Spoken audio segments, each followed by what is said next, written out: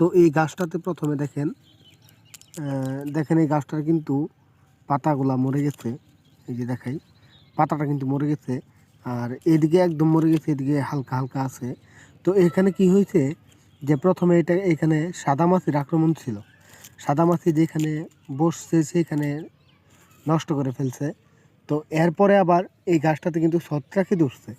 তো ছত্রাক এবং সাদা মাছি দুইটার আক্রমণের কারণে কিন্তু গাছটা ছোটো হয়ে রয়েছে, এখনও বয়সের তুলনায় গাছটি বেড়ে উঠতে পারে নাই। তো যদি সাদা মাছি গাছে আক্রমণ করে তাহলে অবশ্যই খুব দ্রুত এর চিকিৎসা নিতে হবে। সাদা মাছি আক্রমণ করলে অতি দ্রুত গাছ নষ্ট করে ফেলে। তো এই যে আরেকটা গাছ দেখাই আপনাদেরকে, দেখেন এই গাছটাতে দেখেন সাদা মাছি আক্রমণের কারণে কিন্তু এই গাছের এই পাতাটা নষ্ট হয়ে গেছে। তো এই যে দেখেন মেইন পাতাটা রয়েছে সেখানেও কিন্তু নষ্ট করে ফেলছে, এই মেজ পাতা এটাও নষ্ট করে ফেলছে। তো সাদা মাছি থেকে সুরক্ষার জন্য অবশ্যই আপনাদের ইমিডাক্লোপিড গ্রুপের ওষুধ ব্যবহার করতে হবে। ইমিডাক্লোপিড গ্রুপের ওষুধ ব্যবহার করলে সাদামাছি থেকে মুক্তি পাওয়া সম্ভব।